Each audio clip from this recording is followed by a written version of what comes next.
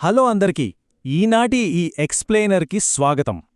ఈరోజు మనం చార్లెస్ డూహిగ్ రాసిన అద్భుతమైన పుస్తకం ది పవర్ ఆఫ్ హ్యాబిట్లోని కీలకమైన అంశాలను డీకోడ్ చేయబోతున్నాం. మన వ్యక్తిగత జీవితాన్ని, వృత్తిపరమైన విజయాలను, మన రోజువారీ అలవాట్లు వెనక ఉండి ఎంత సైలెంట్గా శాసిస్తాయో ఈ విశ్లేషణ ద్వారా వివరంగా తెలుసుకుందాం. అయితే మొదటగా ఒక ఆసక్తికరమైన ప్రశ్నతో ప్రారంభిద్దాం. మనం వదిలేయాలనుకునే పనులనే పదే పదే ఎందుకు చేస్తాం? ఒక చెడు అలవాటును లేదా పనికిరాని రొటీన్ను మార్చుకోవాలని మనం ఎంత గట్టిగా డిసైడ్ అయినా సరే మళ్ళీ అదే రొటీన్లో ఎందుకు చిక్కుకుపోతాం? ఇది నిజంగా మనందర్నీ ప్రతిరోజు ఇబ్బంది పెట్టే ప్రశ్నే కదా. మన సంకల్పం ఎంత బలంగా ఉన్నా సరే ఎందుకో కొన్ని అలవాట్లను మనం వదిలించుకోలేం. ఇదంతా ఎందుకు జరుగుతుందంటే దీనికి అసలు కారణం మన సైకాలజీలోనే ఉంది. ఆ నెంబర్ చూసారా? 40-50%. అవునండి, మనం ప్రతిరోజూ చేసే పనుల్లో దాదాపు సగం పనులు మనం ఉద్దేశపూర్వకంగా ఆలోచించి తీసుకున్న నిర్ణయాలు ఎంతమాత్రం కావు. అవన్నీ మనకు తెలియకుండానే ఒక ఆటోపైలట్ మోడ్లో జరిగిపోయే అలవాట్లు మాత్రమే. అంటే సింపుల్గా చెప్పానంటే మన రోజులో సగం భాగం మన కంట్రోల్లో కాకుండా కేవలం మన అలవాట్ల కంట్రోల్లో నడుస్తుందన్నమాట. షాకింగ్గా ఉంది గదూ? సరే, ఆలస్యం చేయకుండా అసలు విషయంలోకి వెళ్ళిపోదాం. ఈ విశ్లేషణలో మనం ప్రధానంగా 4 అంశాలను చూడబోతున్నాం. 1 అలవాట్ల science, 2 cue routine reward, 3 the golden rule మరియు 4 కీస్టోన్ హ్యాబిట్స్. ముందుగా మొదటి సెక్షన్ అలవాట్ల సైన్స్ మరియు మన మెదడు ఆటోపైలట్ విధానం గురించి తెలుసుకుందాం. మన బ్రెయిన్ ఎప్పుడూ తన శక్తిని ఎలా ఆదా చేసుకోవాలా అని వెతుకుతూనే ఉంటుంది. ఆలోచించండి, ప్రతి చిన్న పనికి మెదడు కష్టపడాల్సొస్తే మనం చాలా త్వరగా అలసిపోతాం కదా. అందుకే పదే పదే చేసే పనులను ఆటోమేటిక్ రొటీన్స్గా మన బ్రెయిన్ మార్చేస్తుంది. ఈ ప్రాసెస్ అంతా బేసిల్ గ్యాంగ్లియా అనే మెదడు భాగంలో స్టోర్ అవుతుంది. అంటే ఇప్పుడు మనం రోజూ బ్రష్ చేసుకోవడం, డ్రైవింగ్ చేయడం లాంటివి ఎందుకు ఆటోమేటిక్గా చేసేస్తామంటే ఈ బేసిల్ గ్యాంగ్లియా మన బ్రెయిన్ ఎనర్జీని సేవ్ చేయడానికి వాడే షార్ట్కట్ అన్నమాట. ఇక్కడ మనం అర్థం చేసుకోవాల్సిన ఒక చాలా ముఖ్యమైన విషయం ఉంది. ఒక చెడు అలవాటును వదిలించుకోలేకపోవడం అనేది నైతిక వైఫల్యమో లేదా తెలివితేటల లోపమో ఎంతమాత్రం కానే కాదు. అది కేవలం మన బ్రెయిన్ డీఫాల్ట్గా వైర్ చేయబడిన విధానం మాత్రమే. మనమొక పనికి బాగా అలవాటు పడిపోయిన తర్వాత బ్రెయిన్ ఆటోమేటిక్గా దాన్ని చేసేస్తుంది. సో ఈ విషయంలో ఎవ్వరూ తమను తాము తక్కువ అంచనా వేసుకోవాల్సిన పనేలేదు.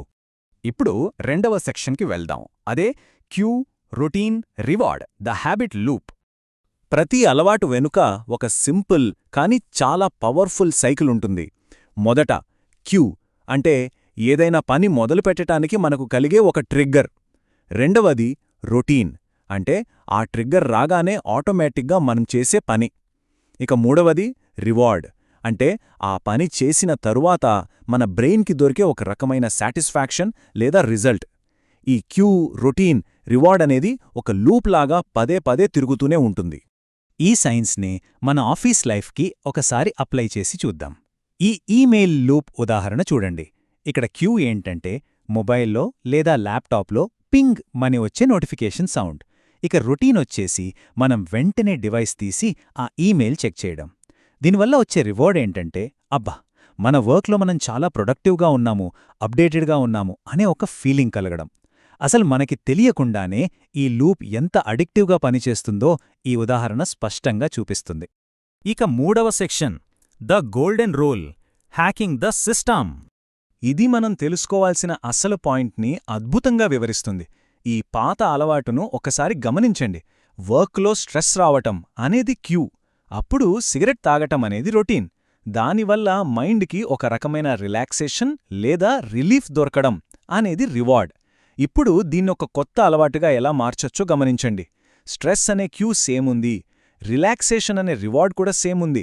కానీ మధ్యలో ఉన్న రొటీన్ని మాత్రం సిగరెట్కి బదులుగా ఒక 10 నిమిషాల వాక్తో స్వాప్ చేశాం. ఇదే ద గోల్డెన్ రూల్. క్యూని, రివార్డ్ని మార్చకుండా కేవలం మధ్యలో ఉన్న రొటీన్ని మార్చడం ద్వారా ఎటువంటి చెడు అలవాటునైనా సరే మనం బద్దలుకొట్టొచ్చు. అయితే అలవాట్లను మార్చుకునే ప్రాసెస్లో చాలామంది విల్ పవర్ని ఎక్కువగా నమ్ముకుంటారు. కాని ఇక్కడ రచయిత ఒక అద్భుతమైన పోలిక చెప్పారు. విల్ పవర్ అనేది అచ్చం ఒక కండరం లాంటిదట.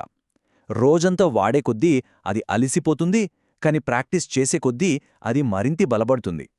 ఉదయం ఉన్నంత కంట్రోలు సాయంత్రానికి మనకు ఎందుకుండదో దీని ద్వారా మనకు స్పష్టంగా అర్థమవుతుంది. పగలంతా డెసిషన్స్ తీసుకుని మన విల్ పవర్ ఎగ్జాస్ట్ అయిపోతుందన్నమాట.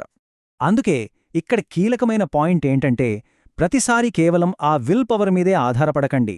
దానికి బదులుగా పటిష్టమైన సిస్టమ్స్ని నిర్మించుకోండి.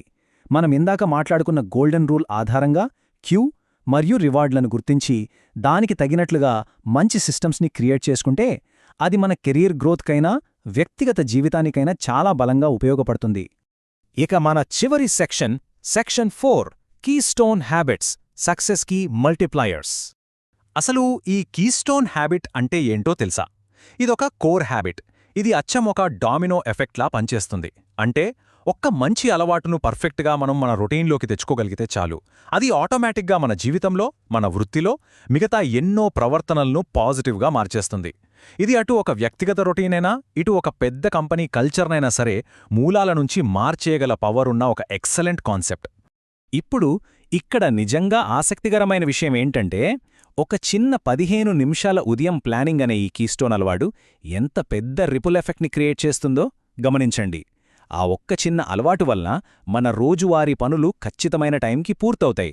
దానివల్ల డెడ్లైన్స్ అస్సలు మిస్ అవ్వవు.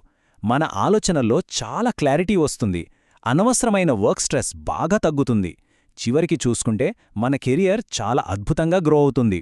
కేవలం ఒక్క సింపుల్ అలవాటు ఇన్ని పాజిటివ్ రిజల్ట్స్ని ట్రిగర్ చేస్తుందన్నమాట.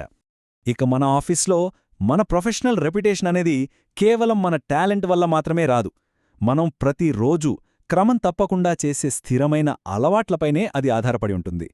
వృత్తిలో ఒక లీడర్లా ఎదగాలన్నా, అందరూ మనల్ని నమ్మాలన్నా అది మనం ప్రతిరోజు ఫాలో అయ్యే పవర్ఫుల్ రొటీన్స్ వల్లనే సాధ్యమవుతుంది. సో ఇక ముగించే ముందు ఒక ఛాలెంజింగ్ ప్రశ్న. ఈరోజు మనం మార్చుకోబోయే ఆ ఒక్క అలవాటు ఏమిటి? మన బ్రెయిన్లో సైన్స్ ఎలా పనిచేస్తుందో మనకు తెలిసింది. లూప్ని ఎలా బ్రేక్ చేయాలో గోల్డెన్ రూల్ ద్వారా తెలుసుకున్నాం.